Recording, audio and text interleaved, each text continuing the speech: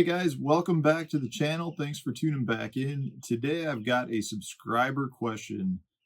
That's a question I get all the time from co-anglers and marshals and just people I meet who know, my background was in the financial industry, in the corporate world, and that I was in Chicago, and how I went about becoming a professional angler and making that switch and why I did that. So I want to get into that. Before I do, I just want to remind you, if you have not subscribed to the channel yet, please do so. If you watch my videos on a regular basis, you know that I give away a lot of sponsor product at the end of every month to my subscribers. So if you want to be entered in that and have a chance at winning, hit that subscribe button. There's really no reason not to if you watch the videos on a regular basis. And also, if you want to support the channel, go into my description. TheRealShot.com is a tackle shop in Wisconsin that's got a great selection of tackle. If you use the discount code Stefan10 at checkout, you get 10% off your order. It helps the channel out. It helps the local Wisconsin tackle shop out. It's a win-win-win for everybody. So check them out. And to get into today's topic, it was not like an overnight decision to pursue professional fishing. I've always had fishing in my blood. I grew up in Chicago, but my family vacations were always to northern Wisconsin for several weeks a year, and all we did was fish. There might be some swimming mixed in, but pretty much all we did was fish.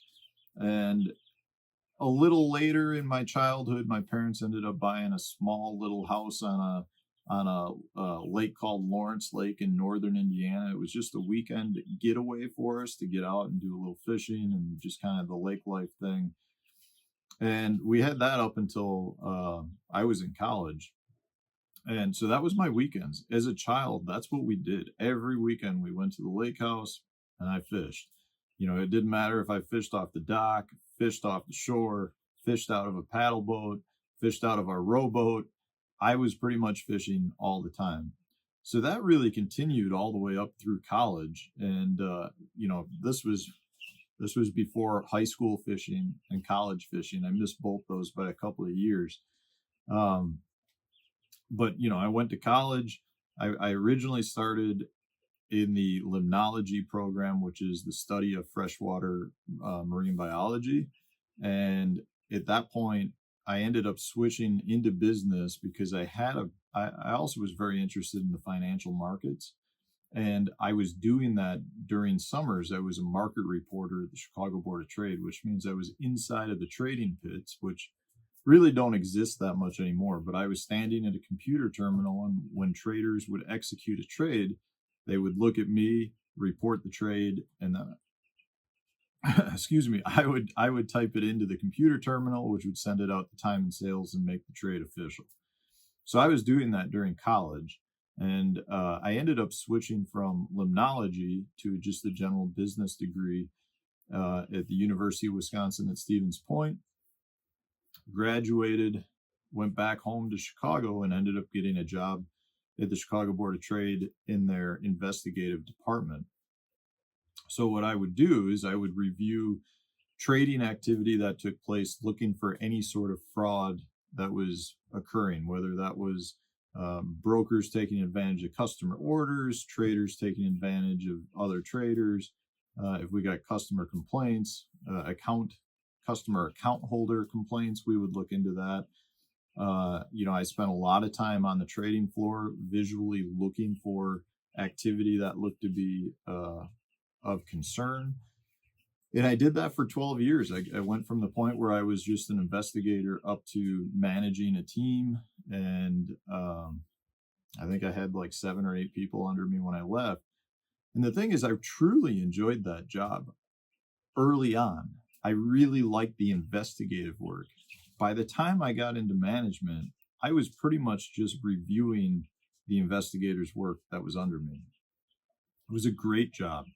It paid well. They provided me a ton of time off to pursue fishing, and it was the people were great. I started the Chicago Board of Trade. We ended up merging with the Chicago Mercantile Exchange. it was a great job. I have no complaints. It really set me up to be in the position that I am now. The problem is, so I left there, I think in 2015, and I started professional fishing in 2011.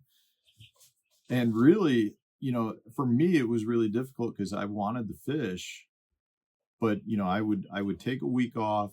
So the week before I left, I was trying to do as much research on lakes as I could, and I was trying to get caught up with work before I left. I go fish a tournament, come back, I'd have to catch up on the corporate world work. The next week, the week after that, I had to try to get ahead so that I could then take the next week off or the following week off to go fish again. And it was overwhelming. And I truly believe my fishing performance those 3 years that I did that, I just feel like I suffered. And like anything in life, I feel like if you really truly want to succeed at it, you need to just submerge yourself in it. You need to really give it your all. And I don't truly believe I was giving it my all because I had 2 jobs that I needed to split my time between. And there was one day specifically I recall, I got home. I had had a rough day in the corporate job, and my wife came home, and she's a chiropractor. At the time, she was working for another clinic, and she came home and she was upset with how the clinic was running. And we went to, we both had a bad day. I said, let's go to dinner. We can talk about life goals. So we went to dinner, and we literally wrote out on a napkin what we wanted out of life. And she wanted her own chiropractic clinic. I wanted to fish. And that's really what it came down to.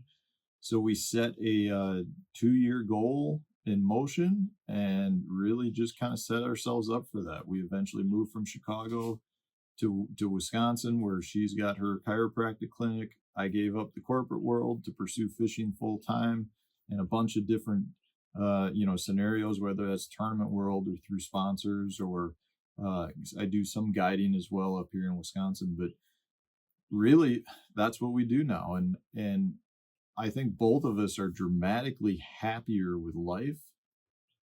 The difference is we used to not have any financial stress. Now we have financial stress because we both have jobs that are performance based.